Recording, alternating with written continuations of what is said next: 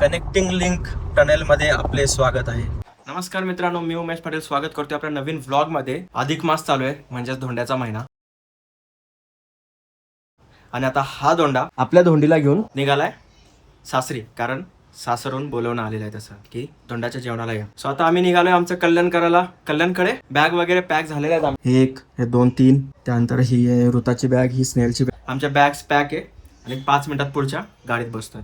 Finally आम्ही निघालोय. 1:30 वाजलाय. 1:30 वाजून 5 मिनिटं झालेत, म्हणजे 1:35 झालाय. आणि आता ह्या टायमिंगला आम्ही निघतोय कल्याणसाठी. ऋता इथे. अरे ऋताचे कपडे कुठे गेले?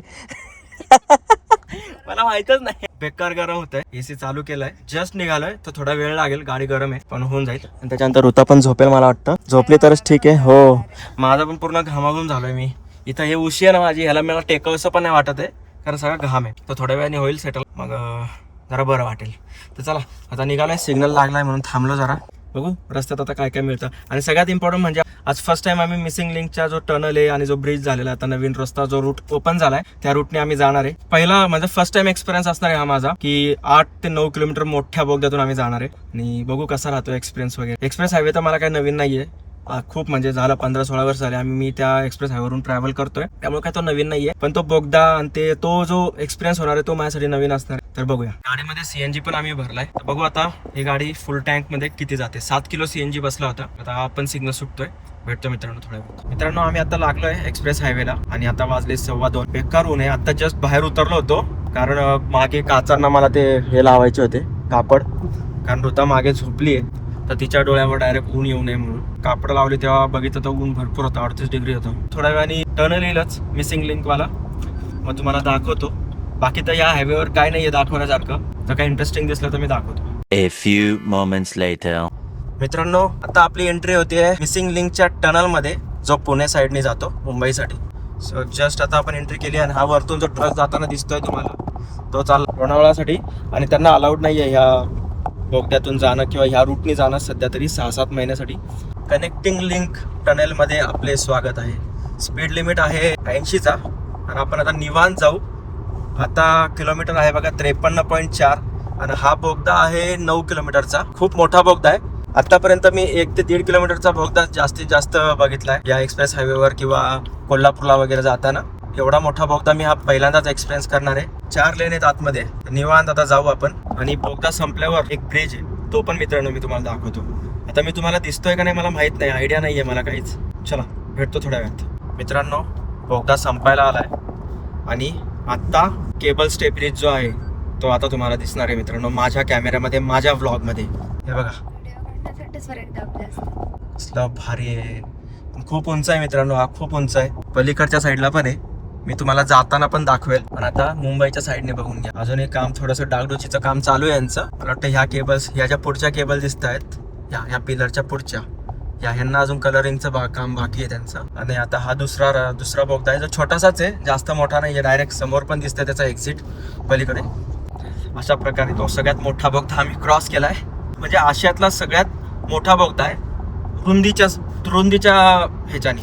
कारण बाकीच्या बोगद्यांमध्ये 3-3 लेन असतात, 2 लेन असतात. ह्या बोगद्यांमध्ये 4 लेन आहेत. आशियातले सगळ्यात मोठे रुंद ट्विन टनल.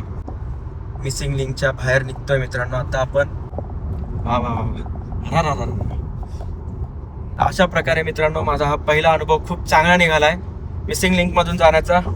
भेटतो थोड्या वेळात मित्रांनो. जरा गाडीवर कॉन्सन्ट्रेट कर, कारण आता ह्या साईडने ट्रकची ट्रॅफिक येईल आणि जरा कंट्रोलमध्ये ठेवल्या पाहिजे आपल्या गाड्या, नाही का. आता मागणं हा जो क्रेटावाला आहे लय जोरात आला. हे बघा लोकांना समजत नाही. त्यात तेलंगणाचा येतो हाय, त्याच्यावर आहे मस्त फाईन आहे त्याच्यावर. चला मित्रांनो हा आला आता फूड मॉल. आम्ही इथे थांबणार नाही आहोत कारण आम्ही जेवण करून निघालोय घरून. आता पोटही फुल आहे आणि ऋता पण मॅडम मागं फुल ताणून झोपलेले आहेत जेव्हापासून आम्ही निघालोय. अशा प्रकारे आता एक्सप्रेस हायवेवर आम्ही चाललोय. आमचा प्रवास अजून भरपूर बाकी आहे. मला वाटतं 70-80 किलोमीटर मला जायचं आहे. आणि एक्सप्रेस हायवे संपल्याच्या नंतर तर पुढे 1-2 तास आरामात लागतील मला. आता अजून काय दिसलं तर मित्रांनो नक्की दाखवतो तुम्हाला. 2000 years later. मागाशी पण तळेगावच्या इथल्या टोल नाक्यावर पण असंच झालं. ह्या लेन मध्ये कोणीच नव्हतं आणि मी गाडी टाकली आणि पुढचा बोलवणवाला हगला होता. आणि आता इथे हा अर्टिगावाला हगलाय. काय माहिती आता काय झालं. आता ती बाई मागच्या गाड्याने म्हणते पलीकडनं जावा. तर आम्ही ऑलरेडी इथं घुसलोय, मागे पण गाड्या लागलेत. मित्रांनो जस्ट एक्सप्रेस हायवे सोडला आणि कळंबोलीमध्ये आता एंटर केलंय. 2:15 वाजता एक्सप्रेस हायवेला लागलो होतो. आता एक्झॅक्ट 3:15 झालेत. बरोबर 1 तासात एक्सप्रेस हायवे कट झालाय. मिसिंग लिंकमुळे मला वाटतं एक 15 ते 20 मिनिटं वाचले. टाइम आमचा भरपूर वाचला. तर इथून पुढे आम्हाला राईड घ्यायचा आहे आणि आम्हाला जायचं शिळफाटा. आता मला असं वाटतं मित्रांनो, आता ही जर्नी आपण इथंच थांबू. म्हणजे ब्लॉग नाही एंड करत आहे मी. आता डायरेक्ट माझ्या सासरी गेल्यावर भेटू. बाय. 1 hour later. या मित्रांनो समोसे खायला. समोसे समोसे समोसे. आम्ही पोहोचलो इथे आणि ऋताची मावशी ऋतासोबत काय करते बघा. टब मध्ये पाणी आणलंय आणि त्या पाण्यात ती बसवते ऋतू. आणि ऋताने आता तिची बॉडी फुल टाईट करून घेतली आहे ना. टाईट आहे ना. नाही होय. पापा डर गए मेरी, पापा डर गए. हा मग भीती तर वाटणारच आहे ना. उभं राहायचं तुला. तिने टप पकडून ठेवला त्या साईडने. त्या साईडनी का. अरे बेटा टप सोड टप सोड टप सोड सोड सोड सोड सोड सोड. हा असं. बसा खाली खाली बसा. खाली बसा खाली बसा पाण्यामध्ये. बसा खाली खाली बसा बस बस. खाली बसा. ऋताची मावशी खरंच डेंजर आहे. ऋताला एकटं त्यासोबत सोडू नाही शकत आम्ही. ते काही करायला सांगता येत नाही. हा पोरगी 4 महिन्यात थेरपी घेऊन मोकळी. मित्रांनो गाणं बघा कोणतं लागलंय. आणि बघा ऋता तिच्या मामाच्या तोंडावर पाय मारते. हे बघा काय मस्ती चालू आहे बघा मामा आणि भाचीची. बेटू जा म्हण जा. जा म्हण मामाला जा. मित्रांनो ज्या गोष्टीसाठी सासरवाडीत आलोय ती गोष्ट ॲक्च्युली आम्ही उद्या करणार होतो, पण आत्ताच प्लॅन केला की आम्ही आत्ताच करू. तर माझ्या मेहुणीनी म्हणजे स्नेहलच्या बहिणीने ही सगळी तयारी केली आहे इथे. आणि इथे बघा मस्त वाटतंय का नाही. तिने प्रिंट मारून आणलं आहे आणि अशी तयारी केली आहे. बिचारी मागच्या 1 तासापासून लागली आहे. आणि हा फॅन बंद आहे कारण फॅन चालू केला तर सगळं उडेल. हा पण फॅन बंद आहे. आणि ह्या घरात फक्त एका रूममध्ये AC आहे. ती रूम आहे ती. मी आणि ऋता मागासपासून तिथं बसलेलो होतो आणि जसं बाहेर आलो असं वाटतं आता भट्टीमध्ये आलोय मी. एवढं गरम वाफ लागते इथे. मी दुपारपासून आलो खूप जास्त. मी 3 वेळा आंघोळ केली आहे. 2 वेळा आंघोळ केली आहे. आता तिसऱ्यांदा जाणार आहे. इथं पूजा होईल आमची. त्याच्यानंतर मी परत आंघोळीला जाईल. जे कल्याण डोंबिवली आणि मुंबई साईड आहे ना खूप जास्त म्हणजे असं आपण जसा खंडाळा घाट उतरला आपला की गरम दमट वातावरण स्टार्ट होतं. आता तुमच्याशी बोलताना पण बेकार घाम येतो. मी आत्ताच हातपाय तोंड वगैरे धुतले. मित्रांनो चहा प्यायला. Good morning. This is next day. काल रात्री व्लॉग एंड करायचा राहून गेला त्यामुळे आत्ता करतोय.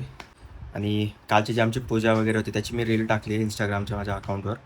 ह्या अकाउंटवर तुम्ही जावा आणि नक्की बघा आणि फॉलो पण नक्की करा त्या अकाउंटला. भेटू पुढच्या व्लॉगमध्ये. तोपर्यंत बाय.